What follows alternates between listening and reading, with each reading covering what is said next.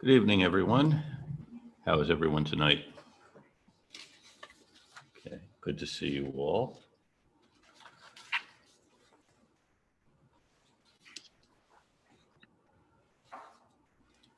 Any questions before I begin? Okay, so where did we leave off last time?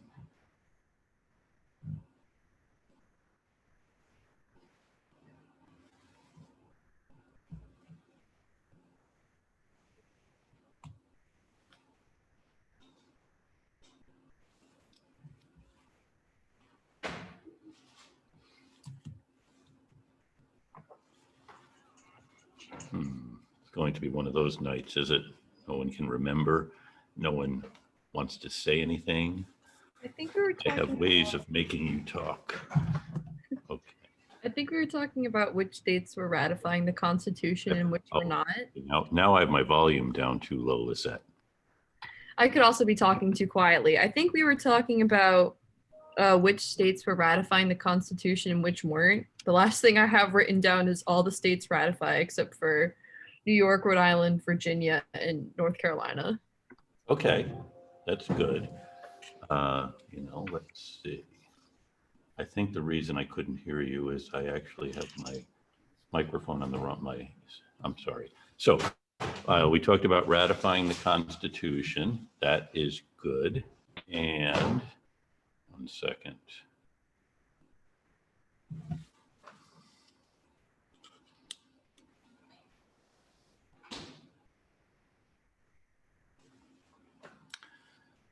So we have the ratification of the Constitution, and some states, you said, did not, Rhode Island and North Carolina.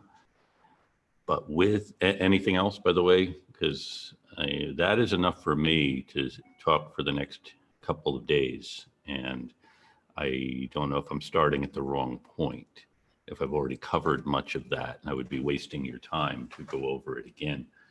Since it seems like this is one of the things I'm always talking about. And believe me, people tell me that I've already heard that story. I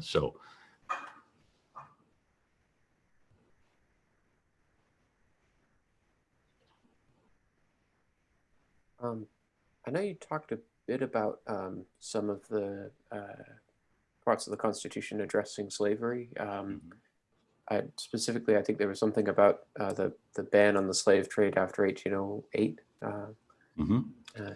Yeah, there are three parts of the Constitution that address slavery, although the word slave is not used in the document itself. People who are enslaved are referred to as those held to labor or other service, or all other persons, and which is an important thing, because the Constitution is recognizing that enslaved people are people, but also that they are property, and that ultimately is going to become an untenable proposition. But at the moment, the Constitution is recognizing that there are enslaved people, and so there are three parts of the Constitution that address them. One is on representation, where representation in the House of Representatives is apportioned according to the population of a state, the free population, plus 3/5 of all other persons. So this does give slaveholding states more representation for their enslaved population. But it doesn't give them entire representation for this, because also they were thinking, states will also be taxed according to their population. So 3/5. And by the way, that was a ratio that had been established in 1782 by the Continental Congress, because this is a difficult issue. And at the time, of course, there are still people held in slavery in Connecticut, Rhode Island, New Hampshire, New York, New Jersey, Pennsylvania.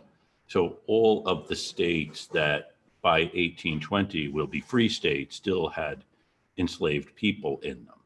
And in fairly significant numbers. Pennsylvania had passed a gradual emancipation law in 1781 that freed people who were born after July 4th of that year once they turned, I think, 21. So it's a gradual law. And other states did a similar thing.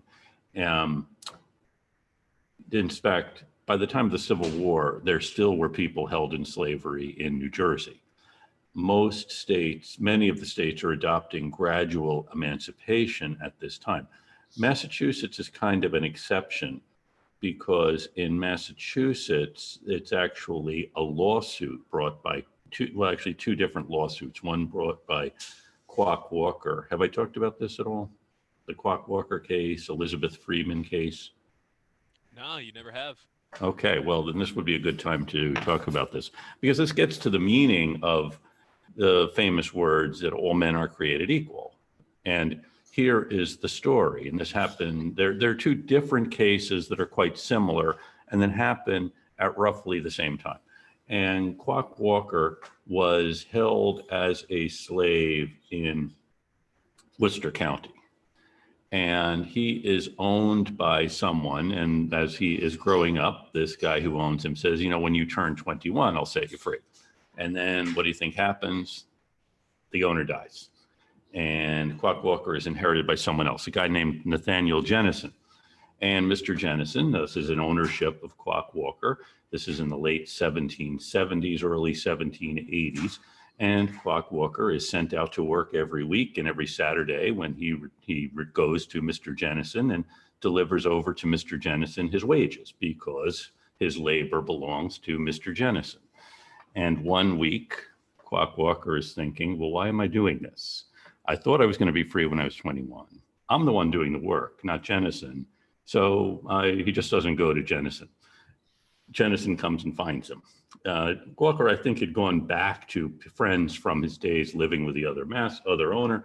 And Jennison goes and finds him, beats him, takes the money that Jennison says is his, and thus says he got what he should have got because he owned Quock Walker. Well, Quock Walker isn't quite so sure that Mr. Jennison should own him, and he does find a lawyer. And the lawyer he finds is a guy named Levi Lincoln.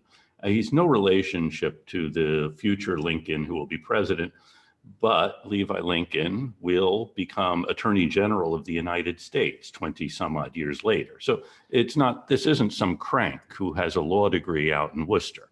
This is a pretty significant lawyer. And the case is Commonwealth versus Jennison. That is, the Commonwealth of Massachusetts prosecutes Nathaniel Jennison for his assault on Quock Walker. Jennison says, I shouldn't be prosecuted because I own Quock Walker. So it's not really an assault. And Lincoln argues that, in fact, it is an assault because the Massachusetts Constitution says all men are born free and equal, have certain natural, essential, and inalienable rights. And in fact, it's fairly specific about what these are, to controlling your own person and to the fruits of your labor and other things that are there. And this gets to the matter of, well, does this really mean what it says? Or it's simply a nice way of saying, hey, we think people should be free, or we think all white people should be free. This is really the issue before the court. And the court, it's a regular court, although it's presided over by William Cushing. And Cushing is also the Chief Justice of the Massachusetts Supreme Judicial Court. The justices on that court would go around hearing cases in different parts of Massachusetts. And in his instructions to the jury, Chief Justice Cushing says that, yes, Quock Walker had been held as a slave, but the Constitution that the people of Massachusetts had adopted in 1780 seemed to indicate by its language that all men are born free and equal, that the people of Massachusetts now had changed their understanding of whether slavery should exist. So the Chief Justice isn't sitting there and saying, you know, the practice of slavery isn't good anymore. He's saying, well, this is the language of the Constitution, that all men are born free and equal and should have control over their own labor. So he instructs the jury as to that, and thus the jury has to find that Nathaniel Jennison did not have the power to assault Quock Walker because, according to the Massachusetts Constitution, He did not own Quack-Walker. I mean, how can you own someone if you're also saying all men are born free and equal? So very important case. And Jennison, yeah, okay, so then if you're Jennison, you say, okay, what we'll do is we'll change the law. He doesn't get much traction on the idea of let's change the law so that we acknowledge slavery, because it did seem the people of Massachusetts had changed their mind about slavery. Similar case comes up in Western Massachusetts, and this one involves a woman named Mumbet. Her name was Beth or Elizabeth, and Mum was kind of the family name. She and her younger sister were held as slaves in Berkshire County, and similar case. In this case, the owner's wife, or the owner who was a woman, starts trying to beat the younger sister, and Mumbet intercedes and gets hit over the head with a pair of fire tongs, and then an assault action is brought. Similar case in Berkshire County. In this case, the lawyer is Theodore Sedgwick. And if you're out ever in Western Mass, Sedgwick is a big name out there. And so it said the Mumbet case establishes similar precedent. Slavery can't exist in Massachusetts. And there's a nice portrait of Mumbet at the Mass Historical Society. In fact, there's a children's book about her as well. But by these two cases, if you are an owner of an enslaved person in Massachusetts, it essentially means you no longer really have property in an enslaved person. So in 1790, Massachusetts is the only state that has abolished slavery. I should say, because someone is sure to mention it, Vermont also in its 1777 Constitution had abolished slavery, but Vermont at this point is still in dispute between New York and, well, basically at this time, New York and Vermont are disputing over Vermont. And it's unclear what will happen there. In the early 1790s, Vermont is admitted as a state to the Union without slavery. Okay, so you have this gradual emancipation movement happening. As I mentioned at the Constitutional Convention, the proposal to end the slave trade came from Maryland My purse up. and Virginia. Bring my purse up with you. And let me just mute Lila. So you have this attempt to end the slave trade. So another of the clauses of the Constitution that addresses slavery is about the slave trade. And it says the migration or importation of such persons as the states shall see free, still want to admit, cannot be ended before 1808. That is 20 years after the adoption of the Constitution, although Congress could tax these imports. So again, it doesn't say, you can keep importing slaves. In fact, there was a discussion at the convention, since the two states that wanted to keep importing slaves were Georgia and South Carolina. And someone suggested, well, why don't we just say Georgia and South Carolina can keep doing that? And Georgia and South Carolina said, well, why are you making us seem like the bad guys? Because they didn't want to be singled out. So the Atlantic slave trade, or the importation of enslaved people into America, Congress can't end before 1808. It doesn't require Congress to do this, but Congress will in 1807.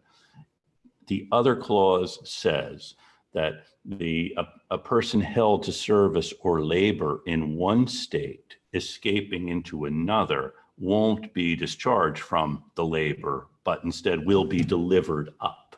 It doesn't say who will deliver up this person, whether it is state authority or whether it is some private authority, the federal government, state government, doesn't say.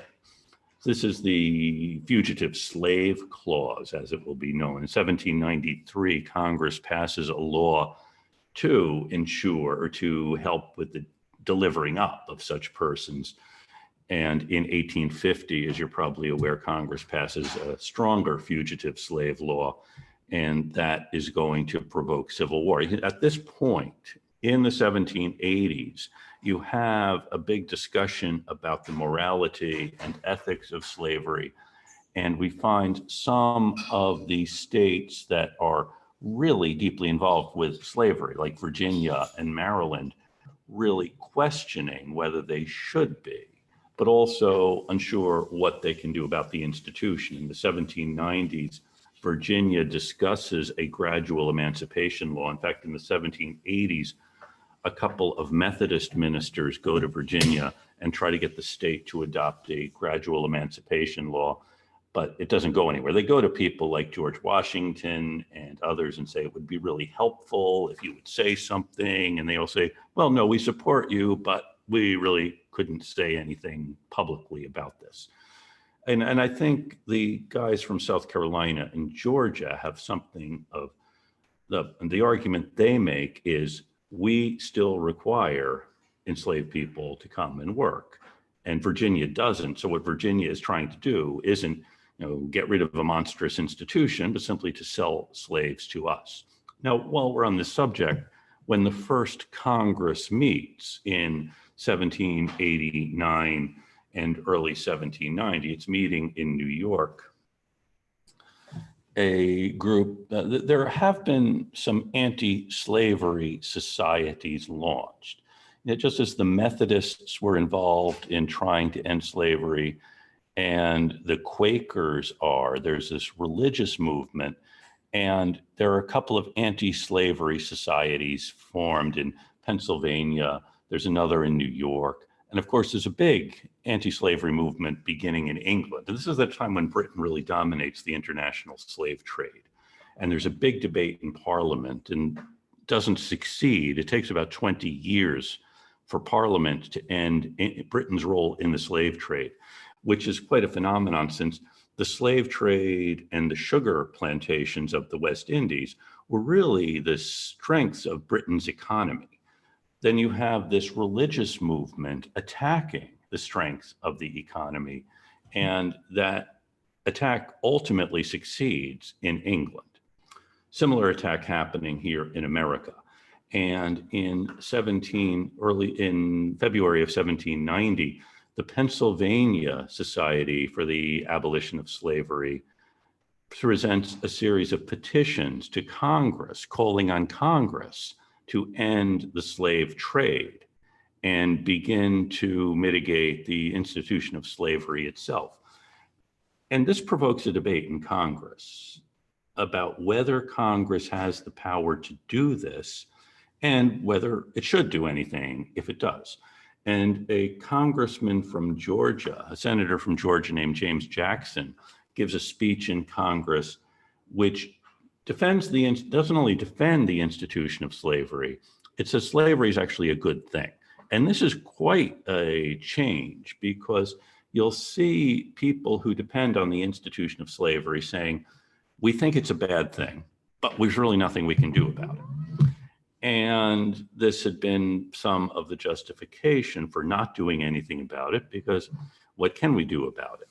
And Congressman Jackson says, well, it actually is a good thing, because who else is going to do the work for us? It's too hot for anyone else to work in the rice plantations of Georgia and South Carolina. And if we do away with slavery, we won't be able to produce rice anymore. And that would be a bad thing. Also, we're doing these Africans a favor by bringing them here, where we can make them into Christians. And of course, who wouldn't rather live here under any circumstances than in the barbarism of Africa? He says other similar things about why this is a good thing, which is quite an astonishing speech. And also Congress has no power over this. Why should we wreck the economy just to please a group of religious fanatics? Now, the president of the Pennsylvania Anti-Slavery Society also was not a marginal figure. It was Benjamin Franklin. And Franklin writes a response to Senator Jackson's speech. He writes it under the name Historicus. And he says, this is, and Franklin was the great American satirist. That is, well, you should know what a satirist is. You probably haven't, there hasn't been a decent satirist around for a long time. So I apologize for the fact that you were deprived of this particular form. But the satire is, Franklin says, this reminds me of something I read in Martin's account of his consulship in Algiers, published in 1687. And this, of course, is a fictional book. There was no Martin who was ever a consul to Algiers. And remember, at this moment, there are several dozen Americans being held in Algiers in what they called slavery. And the ships had been captured. And Algiers captured Western ships and put the crews to work. And at this time, in 1687, apparently there was a move by a religious group, the Irika, to do away with the enslavement of Christians in Algiers. And some bold figure, and this is what Franklin said, the speech that Mr. Jackson gave really echoed the speech I read in Martin's account of his consulship. And then essentially Franklin took Jackson's speech justifying the enslavement of Africans in America and used it to justify the enslavement of Christians in Algiers, saying, if we didn't bring in these Christians to work, who would? Because the climate is too bad for anyone else to do this kind of work. Plus, we are helping them by bringing them out of the barbarism of of Europe to the light of Islam. And also, if we do away with enslaving Christians, it'll wreck our economy. And who wants to do that to benefit a group of religious fanatics? And so Franklin concludes the essay, the Divan of Algiers determined that doing something about the enslavement of Christians would be problematic, and thus they couldn't really address that problem.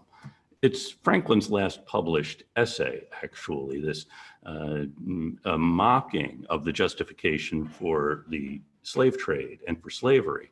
But it gets to this big problem that we're creating this republic, but slavery is part of it. And how do we grapple with that? And it's going to be 80 years of grappling with this big question.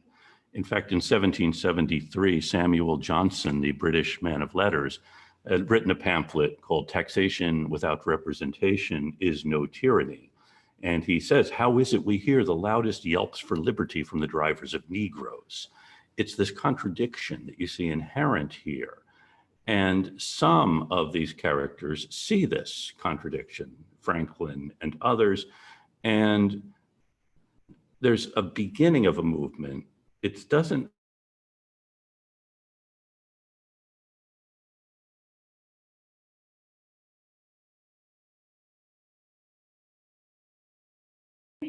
Is he frozen? Yeah. Seems like, yeah. Uh-oh. Oh gosh. It was just getting good.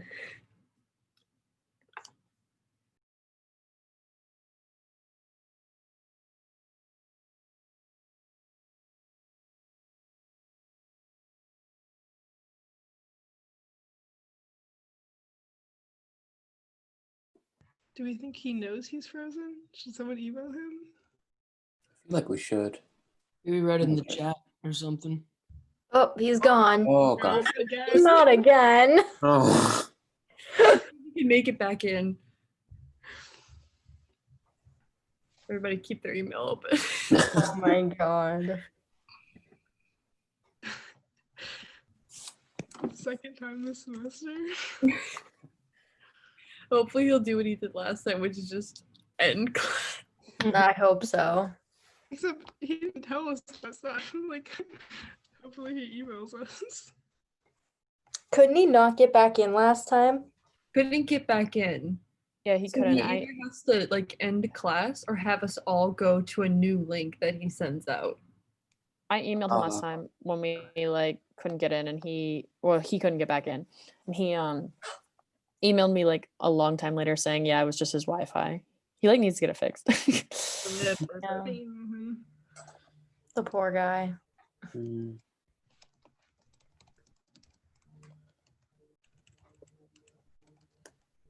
I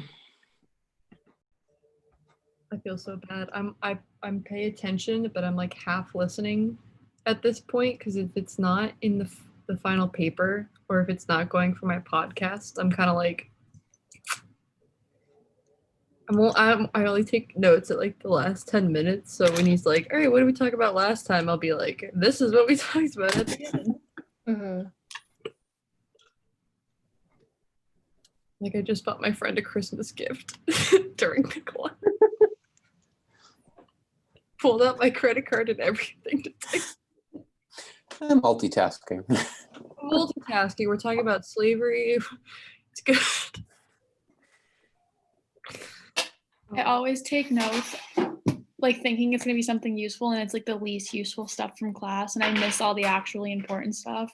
Yeah. I think it glazes over the important stuff to talk about all the boring stuff. I'm just glad he records the lectures. So if I need anything, I'll just go back to it. That's fair.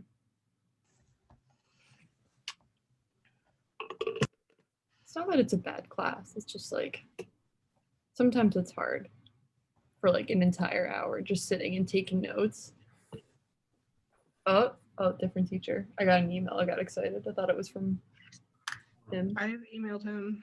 I say if we don't get a response in like 5 or 10 minutes, we just go. We just bailed. I'm down. Yeah, I agree. I have so much to do. Oh my god, my class after this just got canceled Zoom-wise.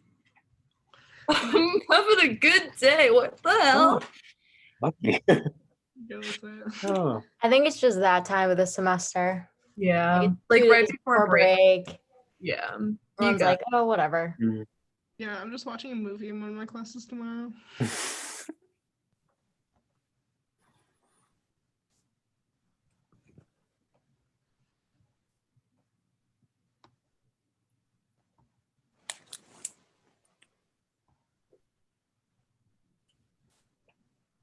nice. The fact that we haven't gotten an email yet makes me think his like whole entire Wi-Fi is probably just fucked up right now. So he probably can't even get onto the website.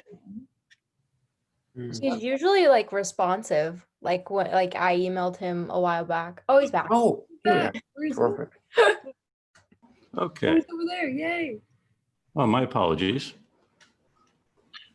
Suddenly my internet went out. Oh no. I think one of you pulled the plug. So we're glad you got back in. Okay, so yeah, I think one of you probably pulled the plug on me so I would stop talking, but yet I found you again.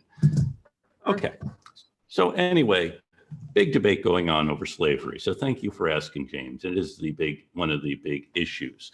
Other things that people might be wondering about or other?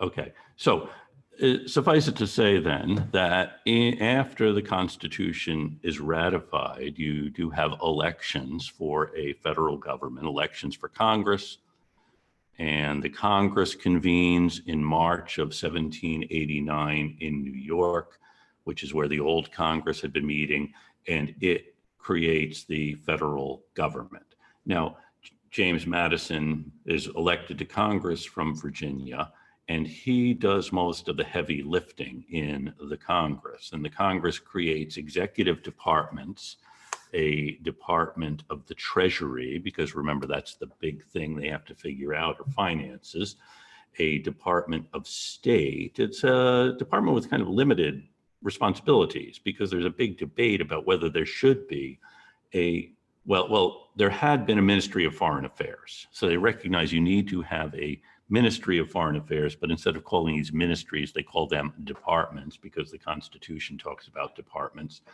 and a Ministry of War, or a Department of War. And then the electors meet, and the electors unanimously choose George Washington to be president. And there are 69 electors, and all of them vote for George Washington. Now, remember, each elector also has to vote for someone else, and 34 of them vote for John Adams.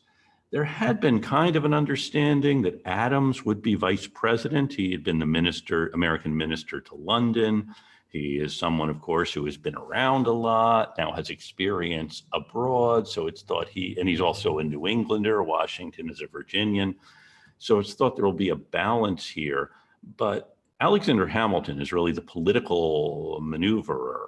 And Hamilton writes to some electors saying, it would really be a bad thing to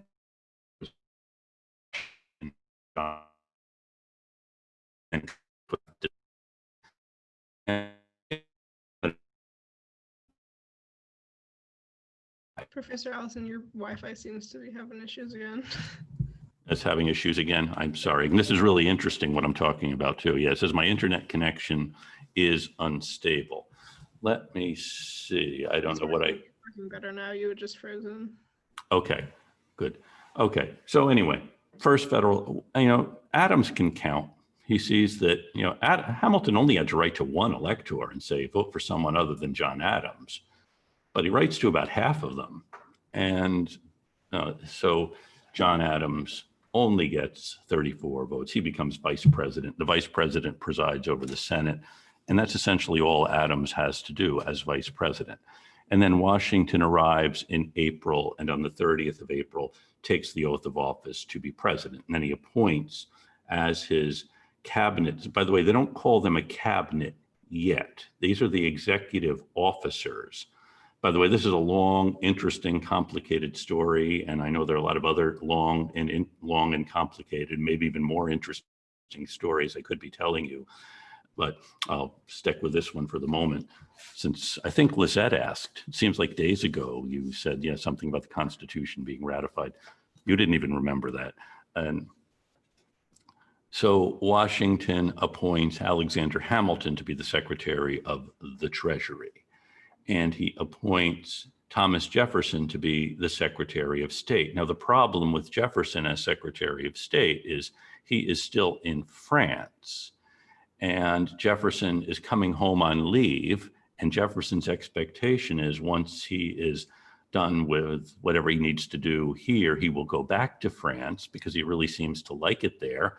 And then he learns President Washington has appointed him to be Secretary of State, and his first inclination is to say no. And that's also his second inclination. And Washington actually has to persuade him that he really should become Secretary of State. In the meantime, while Jefferson is making up his mind, John Jay fulfills that office. Jay had been Minister for Foreign Affairs. Henry Knox is Secretary of War. He was Minister of War. There's also an Attorney General. The Attorney General is a part-time position, and that position goes to Edmund Randolph. So you have Washington creating these different offices, and he doesn't consult with these guys. He will ask them for advice on their particular department, or want them to keep track of their particular department. But Washington really doesn't see this group as the group he should go to for advice. He really thinks the Senate should be the advisory body. And because the Constitution does say in a couple of places that there are things the president will do with the advice and consent of the Senate. So he thinks, and most states have a governor, and there's a council to advise the governor, and the council is usually chosen by the lower house of the state legislature. So Washington imagines this must be what the Senate is for, to consult with the president. Of course, these guys are elected by the state, so they would be in a position to give advice. So one of the first priorities of the administration is to negotiate a treaty with the Cherokee Indians. Remember, the Cherokee had been fighting against the state of Georgia. Now the administration wants to make peace with the Cherokee. So Washington and Knox have agreed on what terms they want in the Cherokee Treaty.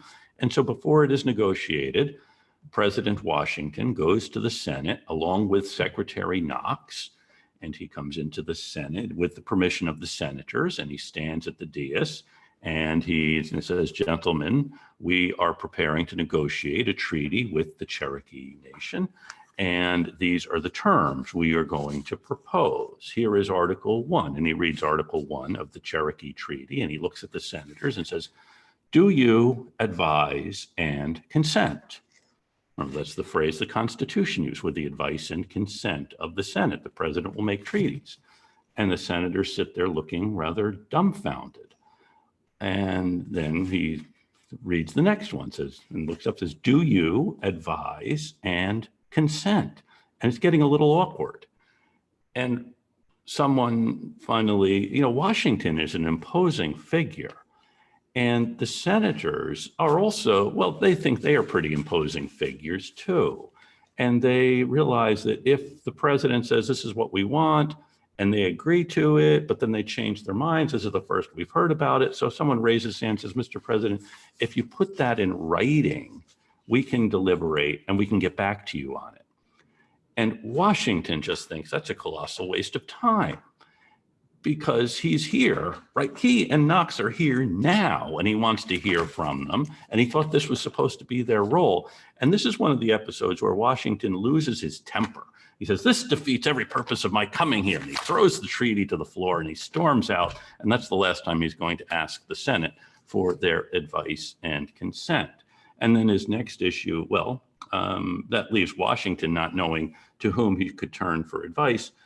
And it also leaves the Senate, by the way, with a lot of time on his hands. As I mentioned, James Madison is doing most of the heavy lifting in the House of Representatives, creating these executive departments, creating the judiciary, and also, by the way, writing the Bill of Rights. And the Senate really isn't doing much. They're waiting for things to come up from the lower house. So one thing the Senate does deliberate on a great deal is, when Washington comes, what should we call him? And by the way, much of this debate is managed by John Adams. And Adams had great experience in government, but also, remember, had been the American minister to the court of St. James. And when you are a diplomat and you present your credentials to the king, he saw the minister from any place comes, usually has a long title about the person who sent him. In fact, the King of England's title is George, King, by grace of God. You know, it's not just he's king, he is king by grace of God. And what is he king of? King of England, Wales, Scotland, Ireland, France, Brittany. So the King of England's title includes that he's also King of France, and he's also the King Defender of the Faith. That's a title given to him by the Pope. The Pope gave it to Henry VIII before he realized that Henry VIII wasn't the best defender of the faith he could find. And of course, the King of France's title is Louis, King, His Most Christian Majesty, another title given by the Pope. And he is King of France, Brittany, England. The King of France's title also includes that he is King of England. And of course, the King of Spain is His Most Catholic Majesty, and along with a lot of other things. And the Queen of Portugal is Her Most Faithful Majesty, the Queen, et cetera, et cetera. I don't know that royalty has such elaborate titles today. I remember the late Emperor of Ethiopia, one of his titles was the Conquering Lion of Judah. So you have a really imposing title like that, and you're presenting your credentials. People know you're somebody. But if you come and say, "I've been sent by the President of the United States," they'll laugh you out of the court. So Adams proposes that there should be a more elaborate title for the president, and it should convey both something of the power and dignity of the office, because Adams was conscious that we're starting out this new thing, the presidency, and we need to have people respect it. And Adams realized a lot of this is just theatrics, but he knew theatrics were important, and having a certain style was important. So you need, and by the way, Adams as vice president would wear a ceremonial sword as a symbol of his vice presidential duties. And of course, Adams didn't have any military background, and Washington does not wear a ceremonial sword because Washington doesn't have to. But Adams also, he wants the title to convey something of the power and pomp and dignity of the office, but also that this is an elective office. It's subject to the election. So Adams's proposal of a title for President Washington was His Excellency, George Washington, President, his elective Mightiness, George Washington, President of the United States and Defender of their Liberties. So he's a Mightiness, but he's an elective Mightiness. And he is the President of the United States. Remember, presidents are just someone who presides over something. That's not really a name that connotes any real power, but he is also a defender of their liberties, which is why he should wear a ceremonial sword. Now, the senators debated this in earnest in much of the spring, early summer of 1789, while the House of Representatives is setting up the judiciary, setting up the executive departments, writing the Bill of Rights. And of course, this does have the ultimate effect of making the senators look kind of silly, which is one reason why when Washington, knowing they had time on their hands and thinking they should advise and consent on the Cherokee Treaty, gets really annoyed. I mean, they've all the time in the world to talk about calling him an elective mightiness, but not enough time to tell him what they think about the Cherokee Treaty. And this is a dilemma which I don't know that the senators ever have quite figured out what it is they are supposed to do other than talk at great length about things, which is something I should say some of them do very well. Now, getting back to Washington and who will advise him, next he thinks a good person to give advice is John Jay. And Jay is both acting as Secretary of State and he's also the Chief Justice. That is, the Congress had created a Supreme Court with 5 members, and President Washington had appointed the 5 members, but there wasn't a whole lot for this court to do because in order for a case to come before it, it had to originate in another court and make its way through the district court, circuit court. Actually, there are just district courts at this time, 13 districts for each of the states roughly. And so here is John Jay, who is still acting as Minister for Foreign Affairs, but also Chief Justice, and also a guy that I think anyone would want to consult with. And Washington goes to Jay with some issues he thinks that Jay couldn't consult with him on. And Jay says, hold it right there, Mr. President. I really can't consult with you on anything because if you and I do discuss something and then the same matter comes before the court, I might feel obligated to whatever it is I say now. The court can't give advisory opinions and judges on the court cannot give advisory opinions. Now, unlike the members of the Senate that Washington could lose his temper with, Jay is intellectually, Washington knows his superior, and in terms of experience, practically his equal, and he's not someone Washington can blow up at, so he simply leaves somewhat disappointed, but it leaves Washington without knowing with whom he can consult. And actually, the next person and his most reliable advisor during his first term is actually Congressman Madison, the congressman from Virginia, and also someone Washington has known because he knew Madison was the guy really behind the Constitution. I don't think this was covered by Lin-Manuel Miranda in quite the same way that historians have interpreted it, but history is an art of interpretation. So Madison is really Washington's big advisor, and it's helpful because Madison, of course, is in the House of Representatives. And so here is one story. One thing the Constitution requires the president to do, which the president still does faithfully, is every year inform the Congress on the state of the Union. And so Washington has to deliver his first annual message. It was called the annual message long before it was called the State of the Union message. And so President Washington is going to go and inform Congress on the state of the Union. And his first message is actually written by Congressman Madison.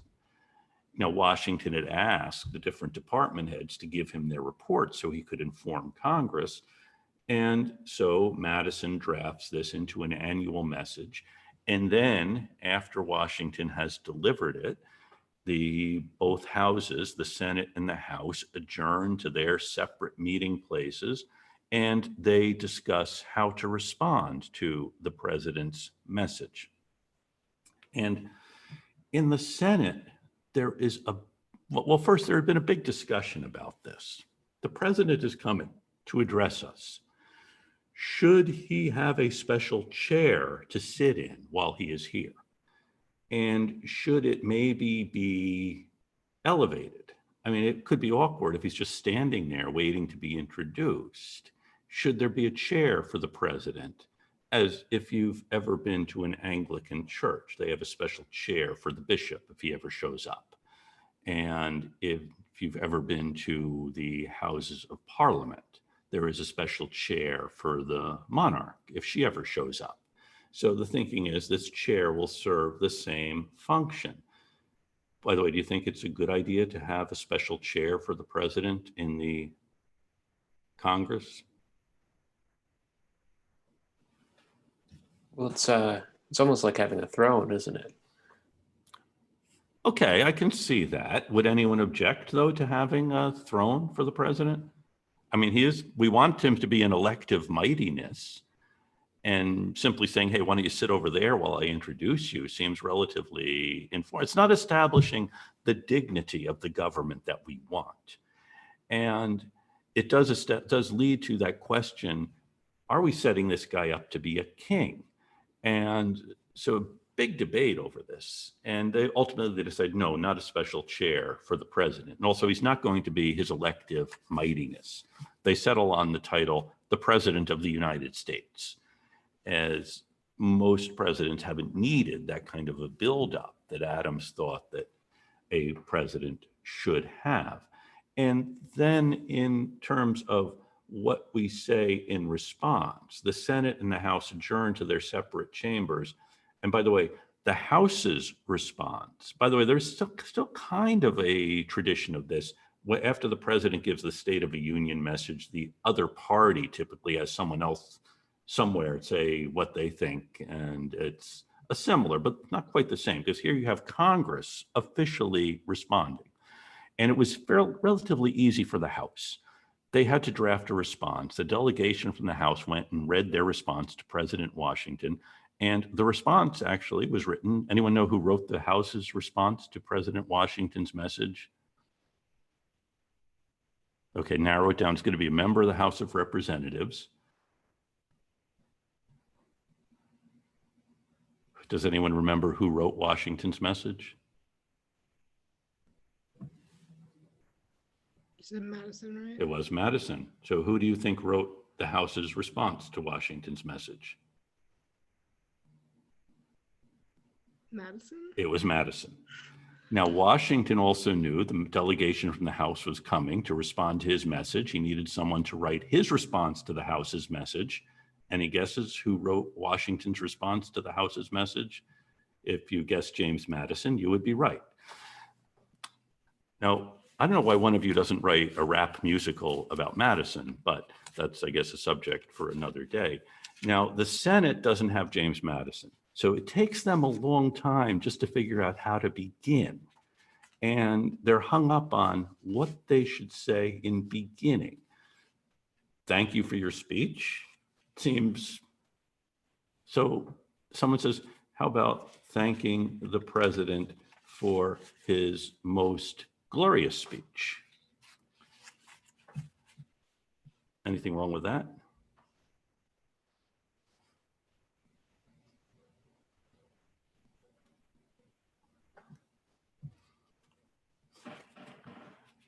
Well, it's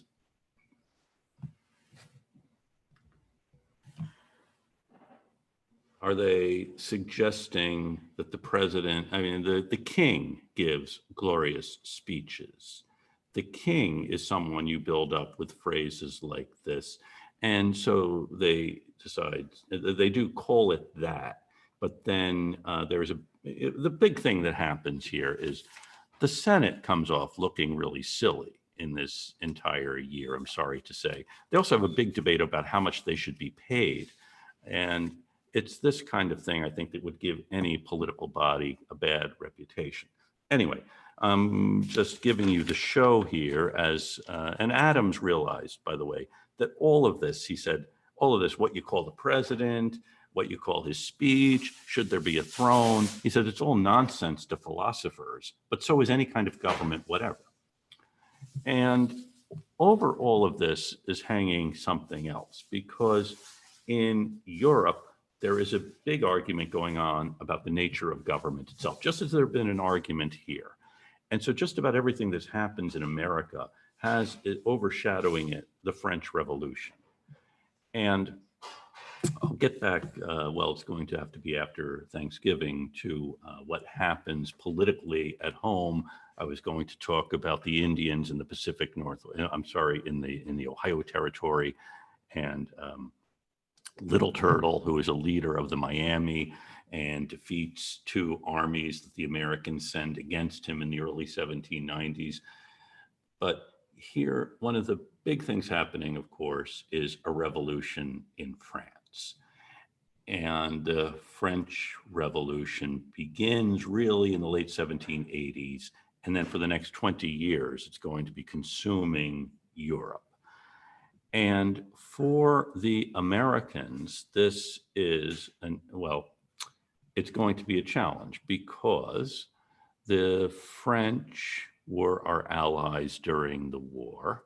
The French are toppling the monarchy and the aristocracy in the interests of liberty, equality, fraternity. And these were things the Americans tended to like: liberty, equality, fraternity. And there are some Americans who are in France, notably, as I said, Jefferson was the American minister to France, and he and Lafayette are watching what's happening. Lafayette is a member of the French Assembly, and Thomas Paine is also a member of the French Assembly. And let's see, Ainsley is typing a message about Thomas Paine's involvement in the French Revolution. Let me see I didn't read all of it. Yes, yeah. So Thomas Paine actually does things after the American Revolution, and one was going to France and being elected a member of the Assembly. And while this revolution is going on in France,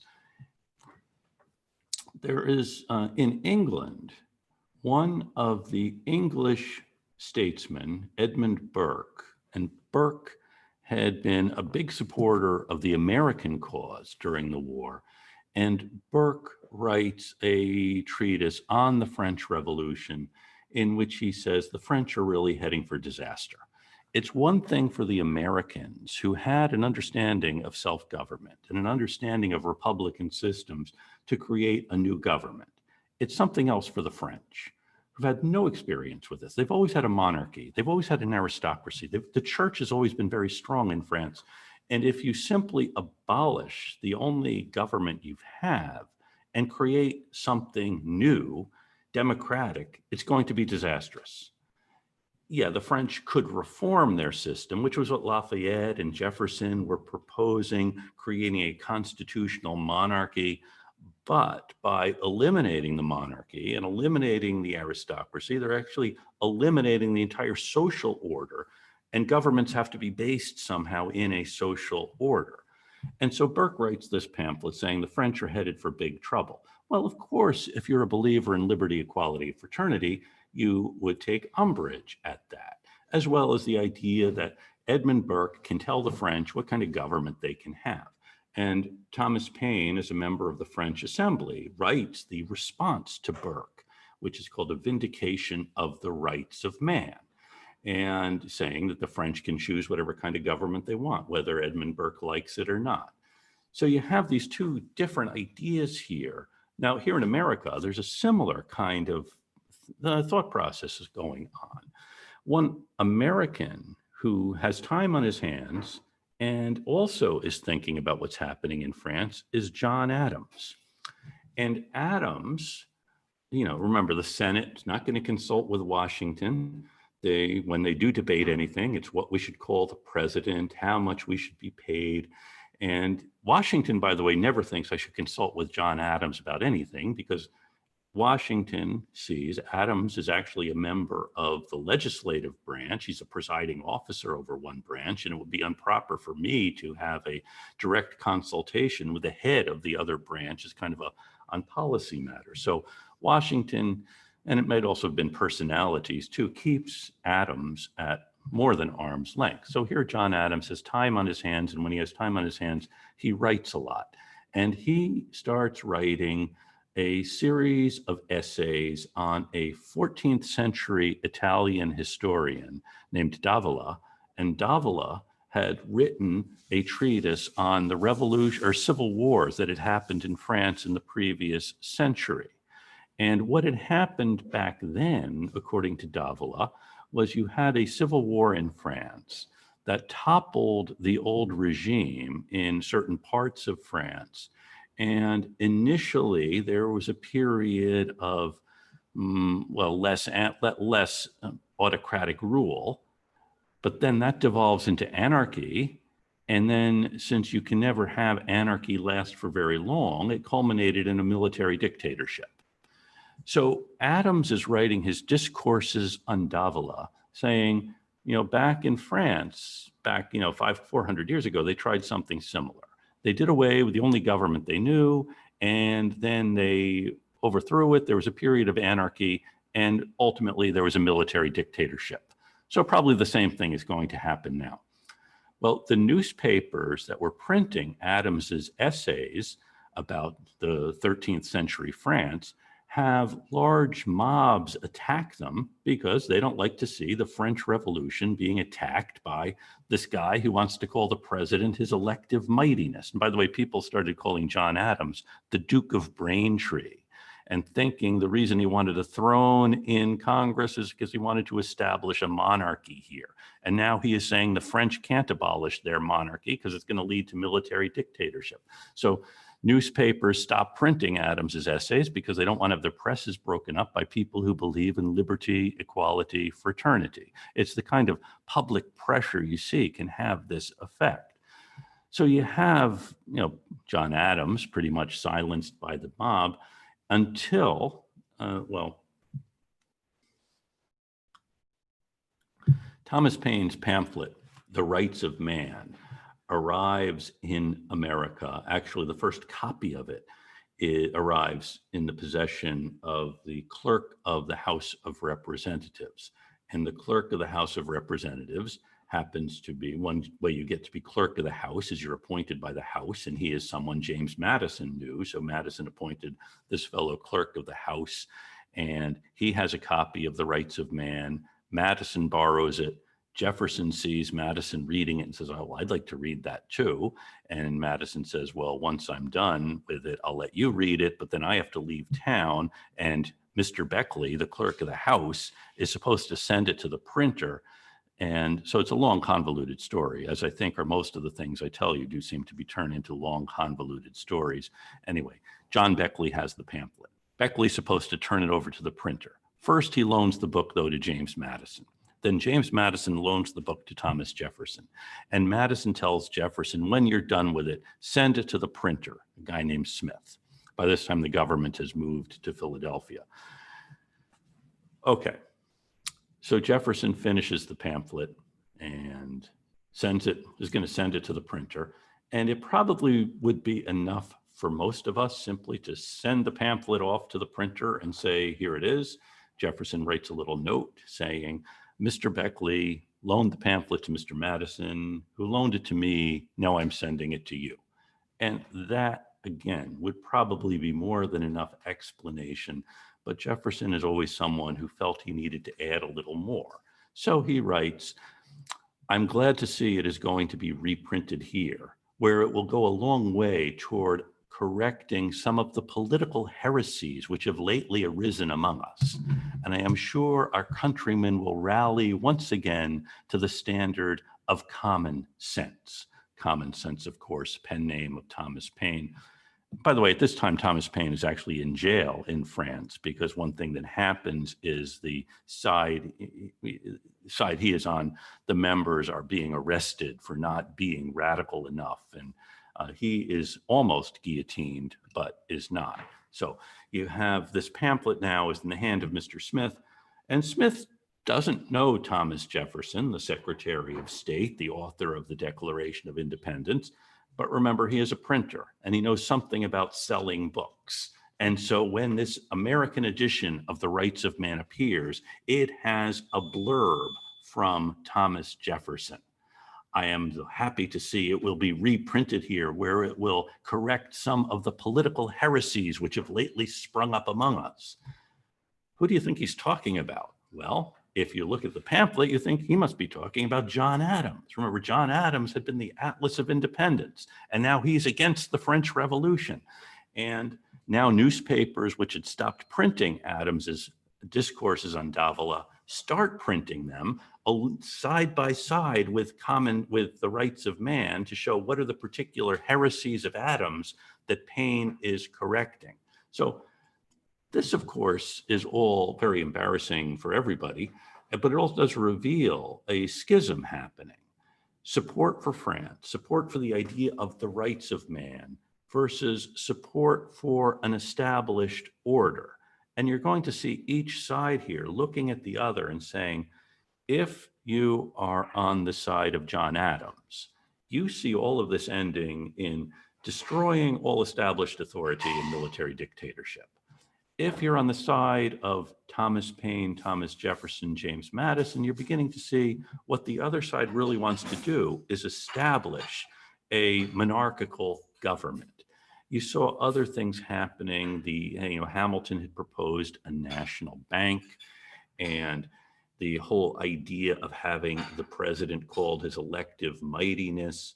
And you see a political schism happening here, a division between France and England, but more importantly, a division between the idea of liberty versus order. And each side is going to paint the other as being more extreme than they really are in the interest of, well, achieving political victories. So I know it's hard for us to imagine a political division like this, where each side sees the worst in the other and imagines that the other is trying to foment this extreme thing. But here it is in the 1790s. And Washington is very much embarrassed because now he has Jefferson, who's the Secretary of State, seeming to attack John Adams, who is the vice president, through the medium of the press. And by the way, Alexander Hamilton says that he didn't think Adams went far enough in attacking the French Revolution, but Hamilton said he should have had more sense than to publish anything in the newspaper under his own name, which Hamilton very rarely does publish anything under his own name. Now, this is, it may just seem like personalities. Personalities, though, are important here, but Washington, Jefferson, Adams are all conscious of the fact that they are creating something or trying to create something which is inherently unstable. And the lesson from France is really an ominous one about what could happen. And just to tell you what does happen is in 1793, by the way, Jefferson had left was leaving the administration at the end of 1793. Washington, by the way, had wanted to leave the administration also in 1793. He didn't want to run for re-election. However, Hamilton and Jefferson both convince him he needs to run. Hamilton, because he's afraid without a figure like Washington, the country would fall apart. Jefferson is afraid without Washington to rein in Hamilton and the people that Jefferson thinks want to establish a monarchy, the republic would be lost. So Jefferson and Hamilton are disagreeing about a lot of things, about the structure of government, the strength of the government. And publicly, though, it's a fight between Jefferson and Adams. Anyway, meanwhile, in 1793, France declares war on Great Britain and most of the other countries in Europe. Now, back in 1778, the United States had made a treaty with France, said when one of us is fighting England, the other will help out. Do you remember the Treaty of 1778? Okay, good. So the French send an envoy to America, Edmond Charles Genet, Citizen Genet. The French abolished all titles, so you would be called citizen if you were a man, and citizeness if you were not. So you have Citizen Genet arrives to tell the Americans, okay, you made a treaty with us, we helped you out, and now we want you to help us out.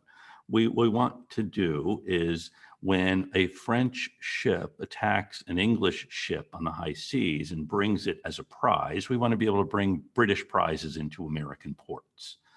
We also want to be able to fit out French privateers in American ports to attack British shipping in the West Indies. Should the United States let the French fit out privateers in American ports and use American ports to for captured British warships, do you think?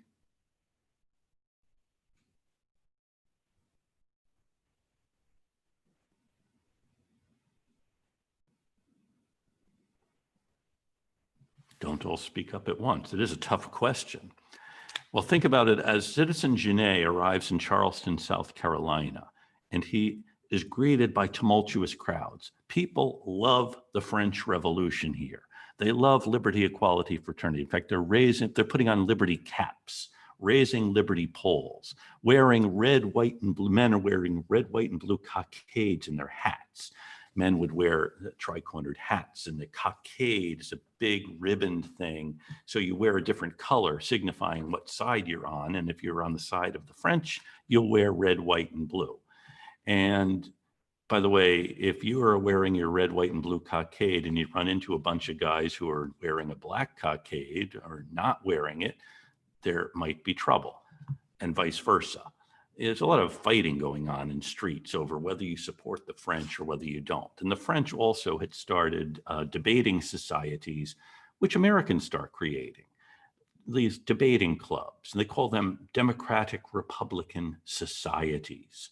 And these are guys who would get together and they would, talk about what's happening in France. And by the way, any public gathering like this would usually culminate in people giving toasts. And each of us would get up and give a toast, and these toasts are the one place you see this tradition holding on is at weddings. And it's kind of sad and pathetic because usually the best man's never given a toast, and he thinks the purpose of this is to just talk at some length about how this couple met each other and the different, well, by the way, now I'm just venting about the last wedding I attended, and I apologize to any of you who've given a toast at a wedding, but you should practice, and it should be short, and it should be to the point. So the toast could be something like the French and the rights of man, and then everyone would drink. And then the next person has to give a toast about something pertinent to this. And so they're short, but remember, each of us is drinking. We're going around the room, and these rounds of toasts can go on for hours. And some of the toasts are memorable, most are not, but usually then they'll be printed in the newspaper so people who weren't there can see what it is we're toasting. And usually they'll also toast President Washington or sometimes the ideals of the Declaration of Independence. By the way, there are two kind of competing holidays being established at this time. The supporters of Washington and the supporters of the administration like to observe February 22nd. Why February 22nd? This is his birthday. It's Washington's birthday, exactly. Now, the people on the other side say, well, wait a minute. In England, they observe the king's birthday. Should we celebrate the president's birthday? And they say no, but there is a date they like, and that is July 4th. So you have these two competing days that people on different political sides are observing. Sometimes people on one side will say, yeah, we like the 4th of July too. People on the other say, well, okay, February 22nd. But the idea of the president's birthday being celebrated. And by the way, if on the third Monday in February, you go to any burial place of people from this period, you'll feel them turning over, because the whole idea of having President's Day would be anathema to people who didn't want to have a throne for the president. Anyway, getting back to these toasts and the Democratic Republicans, they are really pushing things toward, let's support the French Revolution. It gives a veneer that this is a great popular thing. And when Citizen Genet arrives in Charleston, South Carolina, tumultuous crowds greet him. People love the French Revolution. There are banquets for him all the way on his way to Philadelphia as people want to celebrate the union between the American Revolution, the French Revolution, the spirit of liberty, the spirit of equality, the spirit of fraternity. And let's do away with the old established order. And this is really worrying to President Washington, because he knows what Genet really wants isn't just everybody to clap for liberty, equality, fraternity. He wants to be able to outfit warships in American ports to attack the British Navy. And Washington knows what happens once American ports are being used to go attack the British Navy. Can anyone else imagine what's going to happen?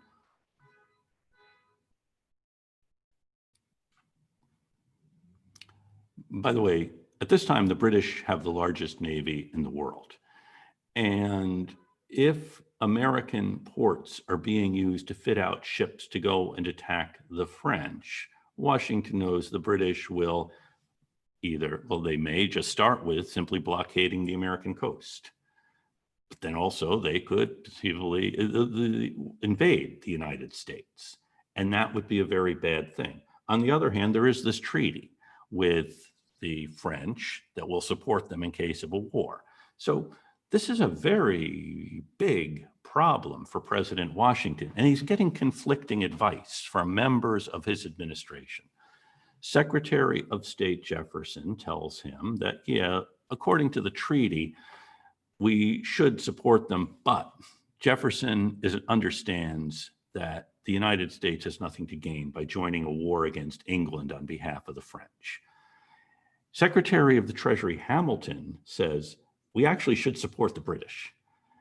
We should go to war against France for the sake of and for the British, and also when Genet comes, you should not receive him because he doesn't really represent France. The treaty we have from 1778 was made with King Louis XVI, and by this time, the government that has sent Genet has cut off Louis XVI's head. So it's not a real government. This is a kind of a big constitutional diplomatic problem, and Washington resolves it in this way. One, just the first problem is Genet is going to show up. Then can he actually meet with the president?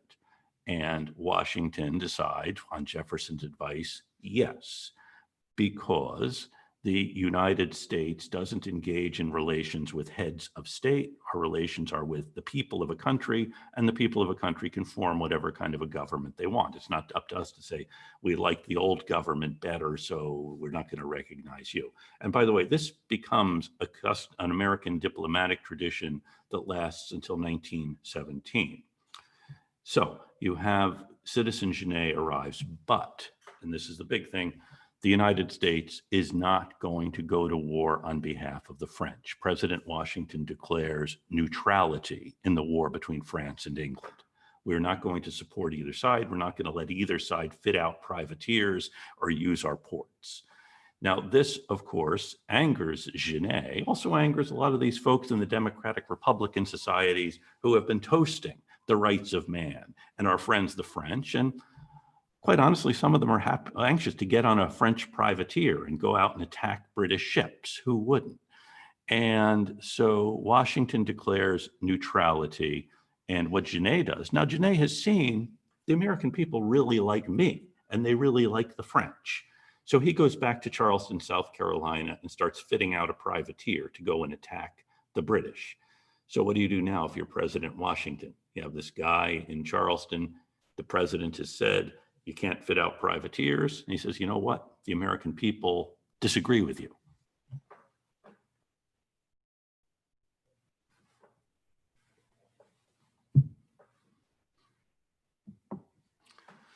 Gonna have to do something. They can Yeah, you are going to have to do something, Sean. So maybe, what would you do, arrest Sean? him. Well, what he does is doesn't necessarily arrest him, but he does write to the French government saying, you recall this guy. We don't want him here anymore. And Genet is recalled. The privateer is not fitted out. The United States is going to enforce its neutrality. Now, Genet actually does not go back to France because by this time, the group that had sent him was out of power. And he knows if he goes back, A, people will see him as a failure. B, he's associated with the old regime we just kicked out. And so he's going to get guillotined. So he winds up spending the rest of his life in America. And he actually marries the daughter of George Clinton, the governor of New York, not the Grand Master of Funk. And so Genet, it works out well for Citizen Genet. And Washington establishes American neutrality in the wake of this. Okay, that's actually not what I had planned to talk about tonight, but I'm glad I got a chance to get all of that off of my chest. So thank you to James and Lizette for remembering what I had started to talk about last time. And we'll see you all again. By the way, another thing Washington does is proclaim days of Thanksgiving. Typically, for something the nation had overcome. And in 1793, when groups of disgruntled farmers in Western Pennsylvania rebel against the taxes that Congress and the Washington administration have imposed, And Washington sees in the Whiskey Rebellion, which I think I probably should talk more about next time, the survival of the country when it seems to be falling apart, and you have these Democratic Republican clubs saying the taxes are wrong, we shouldn't have to pay them, let's raise the Liberty poll. He sees the survival as something for which we should give thanks.